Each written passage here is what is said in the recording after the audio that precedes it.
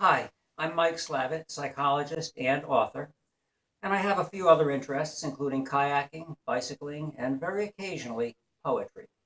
That's interesting, Mike. Hey, where does that line come from? I am the captain of my soul. Oh, that's the last line of a poem called Invictus by William Ernest Henley. Can you recite it? Actually, I can.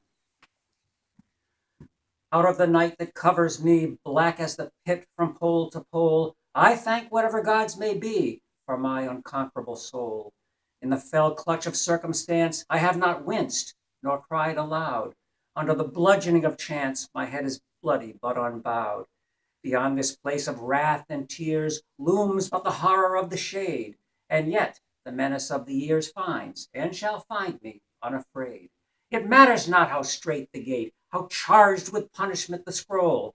I am the master of my fate. I am the captain of my soul. Wow. What's that poem all about? Well, William Ernest Henley ran into some very serious health problems. By age 12, he was diagnosed with uh, tubercular arthritis. Sometime in his early 20s, he actually had to have one leg amputated below the knee. As the story goes, while he was in the hospital recuperating, he wrote a number of poems that have to do with perseverance and persisting despite problems. Well, I imagine that must have been really cathartic for him, but almost any of us could benefit from inner strength and perseverance. And then most of us don't have to deal with that kind of amputation.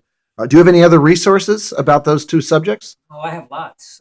If you were to go to my website, mikeslavit.com, I've got a lot of things, including how to cope with irrational thoughts, how to improve happiness. There are about 15 Ask a Psychologist columns on various different subjects. Wow, that's a lot. Anything else? Oh, yes.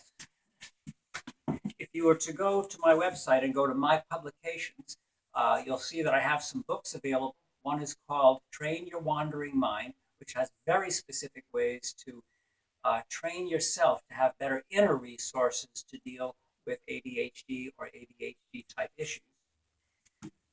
There is a book called Lessons from Desiderata, which has a number of suggestions as to how to put the inspirational words of the poet Max Ehrmann to use in day to day life.